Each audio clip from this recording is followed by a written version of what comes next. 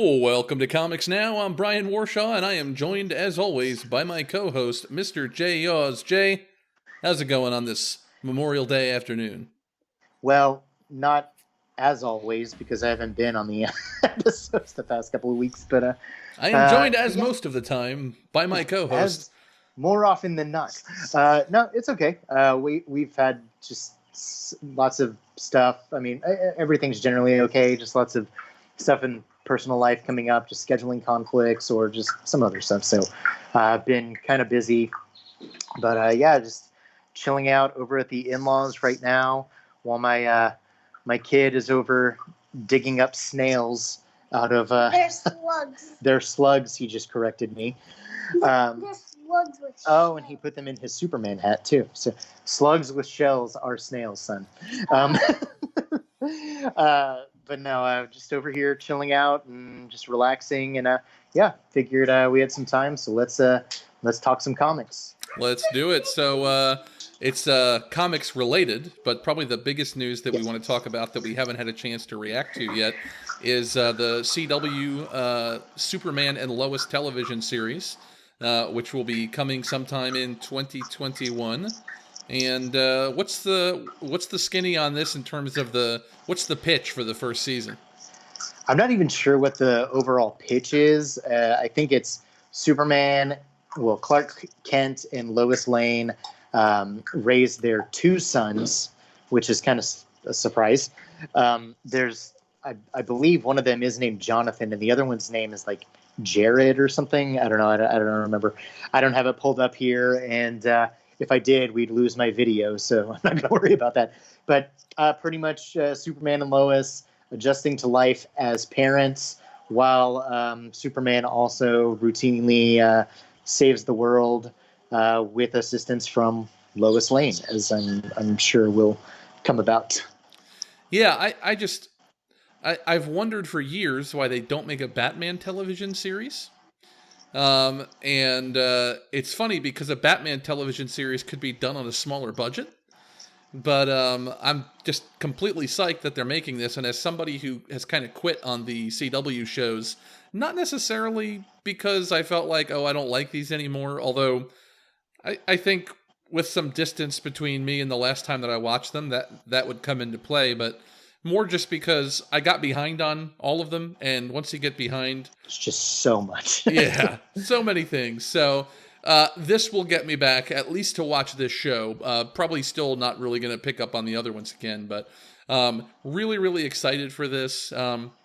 I will be curious to see how they handle their relationship, and I think that's the thing that they have the biggest shot at screwing up royally. But hopefully they won't. They made on Supergirl when Superman first showed up in season 2.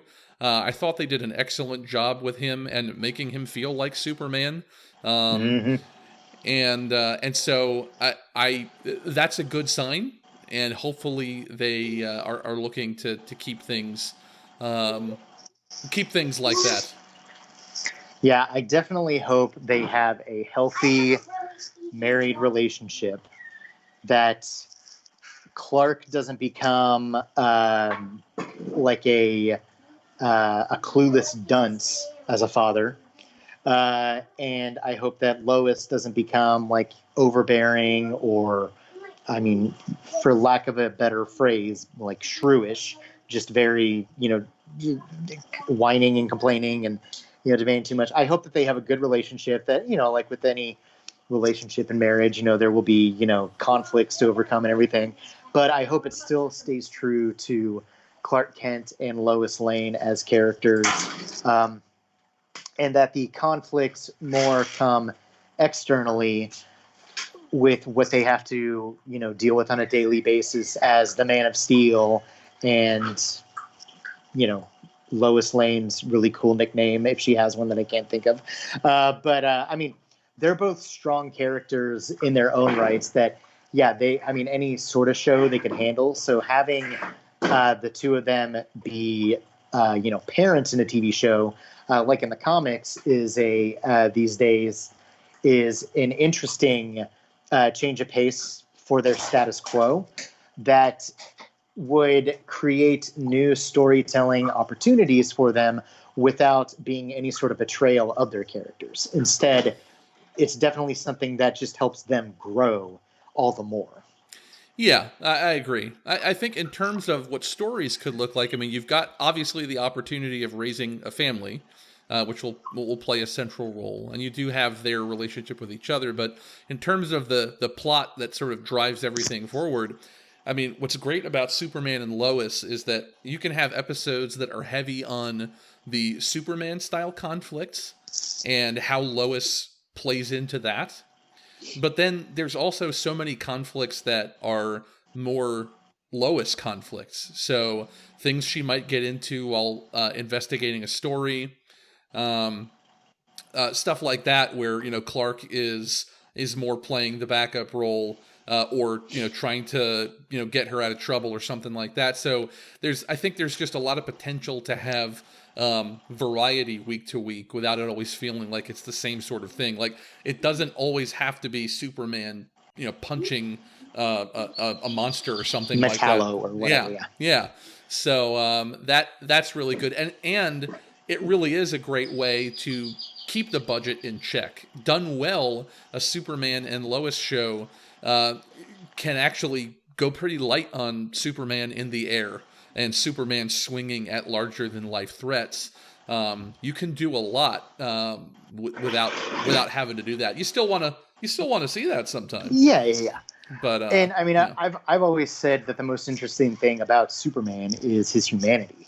So there's no reason to just say, well, he needs to encounter extraterrestrial threats and larger than life situations every week, because even though Superman can do that, that's not the only thing that makes him interesting.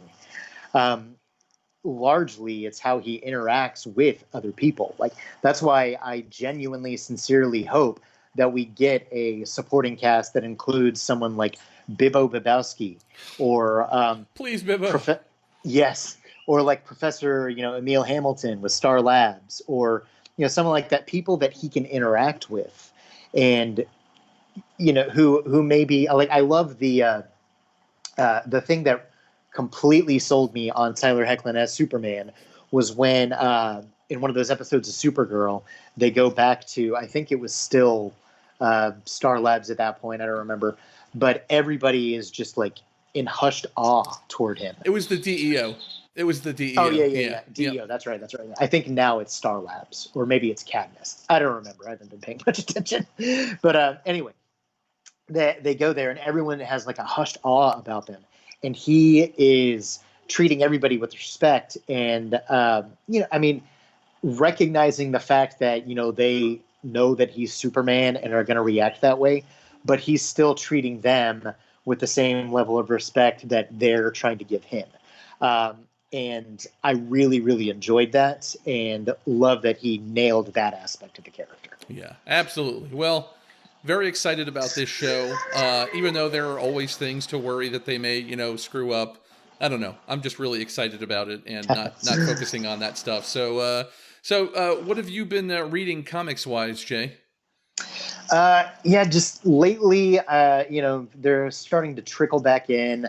DC's been putting out more books each week. Image and Boom, I know they've released some books, but none really caught my eye to the point that I actually, wanted to dive into them.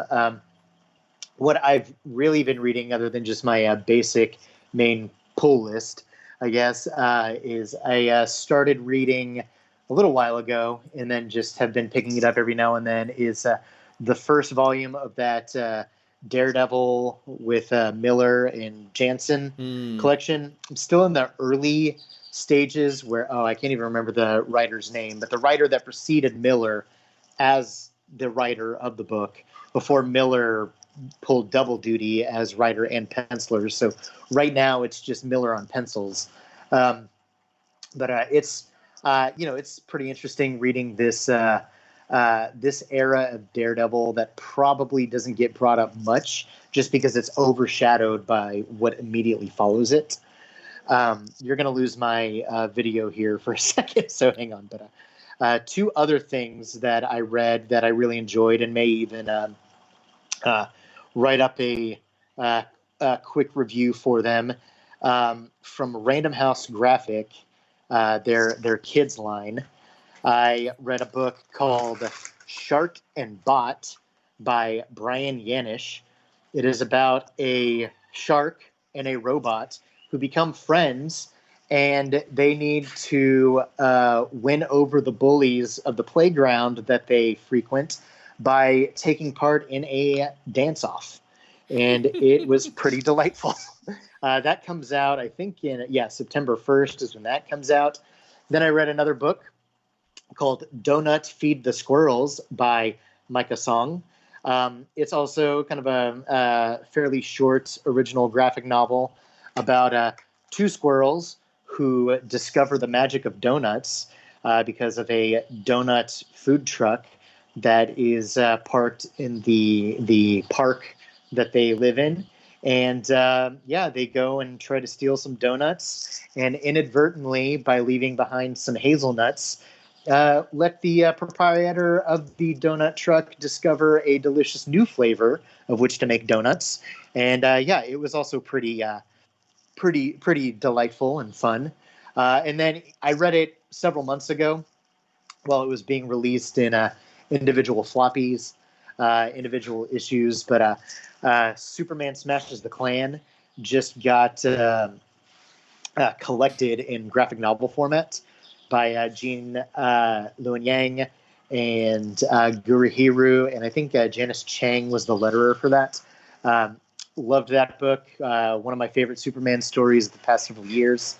Loved the just the visual aesthetic of it with Gurihiru's kind of classic animated look that they had, and also the limitations that Yang set for himself in setting it early in Superman's not just career, but in his publication history. Mm-hmm. So how he wrote in things like Superman not being able to fly and various things like that, and reconciled them in the story and made that a part of Superman's arc in the story. Really loved that. Those three I'm thinking of doing a What's Good post about sometime in the next week or two is Superman, and then Shark and Bot, and Donut Feed the Squirrels. So be on the lookout for that if I get around to it. But if I don't, you heard it here first. Go pick those up now. Really love those. What about you? What have you been reading? I had been in contact probably a couple months ago with a publisher about a book called Pollock Confidential, which is a graphic novel about the famous artist Jackson Pollock. And it was originally published in Italian. It's by an artist named Onofrio Catacchio. And it's the translated version of the book. But I really knew nothing about Jackson Pollock, except that his work was very abstract. Very abstract. Yep. But wow, just a fascinating book if you want to know more about Pollock. It's kind of told through the lens of a fictional, I think FBI agent or somebody else from the State Department. Evidently, this I never knew. The United States government actually thought that abstract expressionism was going to be a major force in fighting the Cold War. That the art coming out of the Soviet Union was better than what we had, but the abstract expressionists were so avant-garde and on the bleeding edge that this would be something that helped America win the war of ideas, even though a lot of the abstract expressionists were more politically sympathetic towards the Soviet Union than the United States.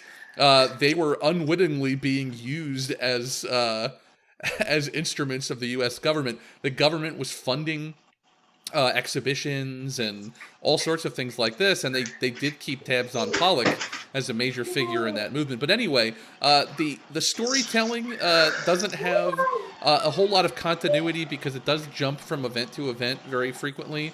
But it is still a very interesting visual presentation. There's a number of really cool pages where, whether it's a Pollock piece or a piece about another artist that they're talking about, Catacchio structures an entire page or two-page spread out of a piece of famous artwork by Pollock or somebody else. And it's just a really neat effect, and it kind of functionally immerses you in that particular work the same way that a character is getting immersed in it in the story. So that's really interesting.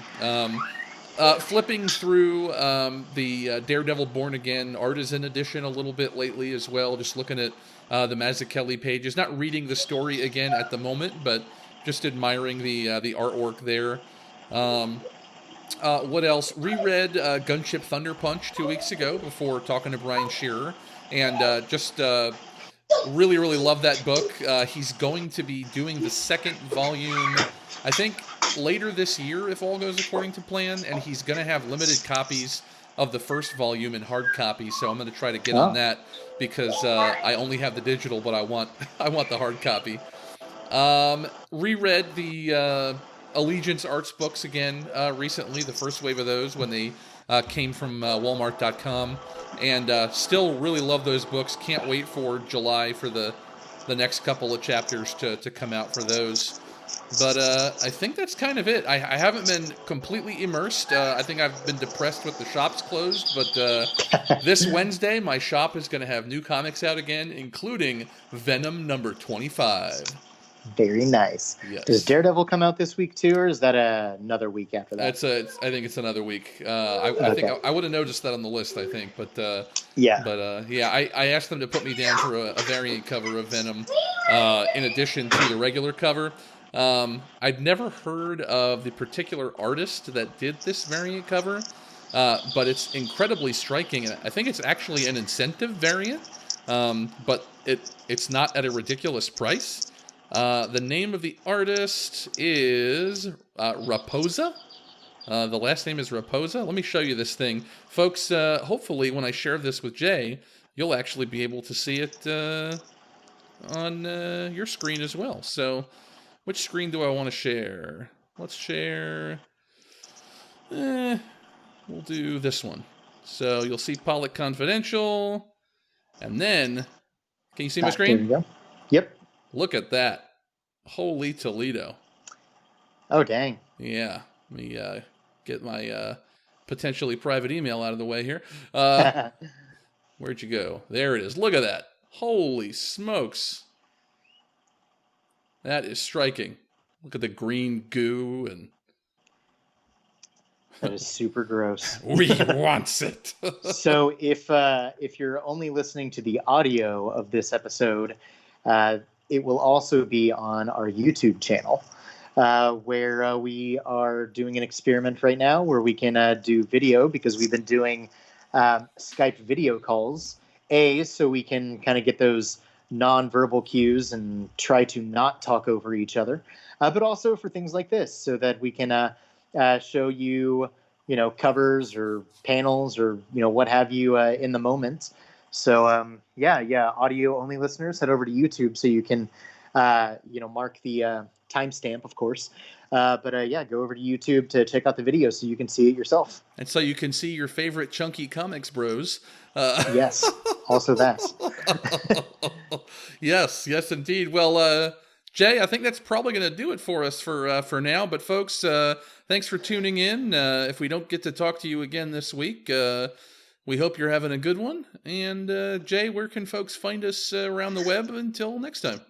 Yeah. Thanks, guys. We just wanted to do, like Brian said, a check-in with each other, because it's been a little bit since I've been able to hop on the mic with him. So I just wanted to have some more content for you guys. But also, if you want to just see what we're doing on a day-to-day basis, you can go to comics-now.com, where all of our articles, reviews, podcast episodes, everything is hosted over there. You can email us at comicsnowcast@gmail.com.